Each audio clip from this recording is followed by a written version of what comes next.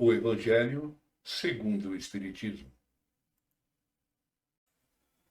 Capítulo 28. Coletânea de Preces Espíritas. Preâmbulo. 1. Os Espíritos sempre disseram: a forma não é nada, o pensamento é tudo. Orai cada um, segundo as vossas convicções, e o modo que mais vos toca. Um bom pensamento vale mais que numerosas palavras estranhas ao coração. Os Espíritos não prescrevem nenhuma fórmula absoluta de preces. Quando as dão, é para fixar as ideias e, sobretudo, para chamar a atenção sobre certos princípios da doutrina espírita. É também com o objetivo de ajudar as pessoas que têm dificuldades para expressar suas ideias, porque existem as que não creem ter realmente orado, se seus pensamentos não foram formulados. A coletânea de preces contidas neste capítulo é uma escolha feita entre as que foram ditadas pelos Espíritos em diversas circunstâncias. Eles ditaram outras, e em outros termos, apropriadas a certas ideias ou a casos especiais, mas pouco importa a forma, se o pensamento fundamental é o mesmo. O objetivo da prece é elevar nossa alma a Deus. A diversidade das fórmulas não deve estabelecer nenhuma diferença entre aqueles que nele creem, e ainda menos entre os adeptos do Espiritismo, porque Deus as aceita todas quando são sinceras. Não é preciso, pois, considerar esta coletânea como um formulário absoluto, mas como uma variedade entre as instruções que dão os Espíritos. É uma aplicação dos princípios da moral evangélica, desenvolvidos nesse livro, um complemento aos seus ditados sobre os deveres para com Deus e o próximo, onde são lembrados todos os princípios da doutrina.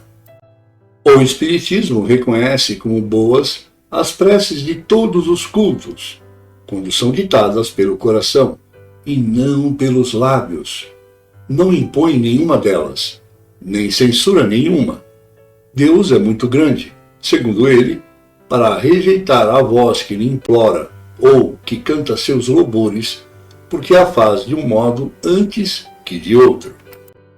Todo aquele que lançasse anátema contra as preces que não estão no seu formulário, provaria que desconhece a grandeza de Deus. Crer que Deus se prende a uma fórmula é emprestar-lhe a pequenez e as paixões da humanidade.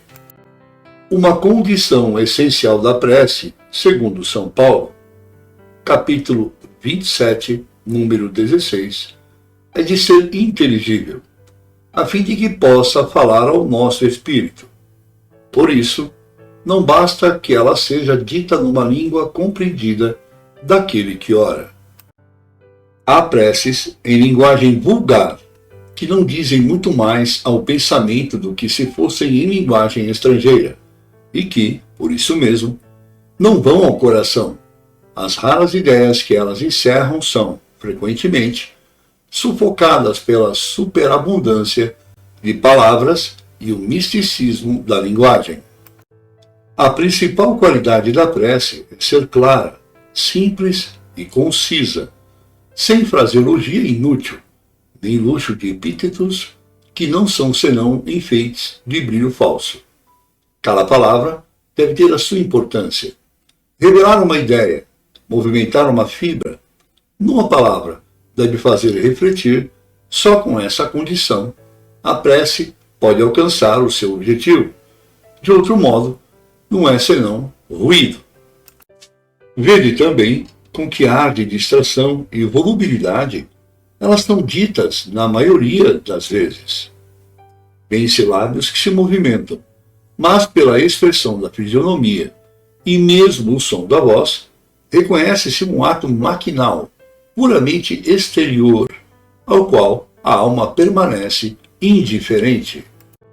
As preces reunidas nesta coletânea estão divididas em 5 categorias: preces gerais, preces para si mesmo, preces pelos vivos, preces pelos mortos e preces especiais para os doentes e os obsidiados.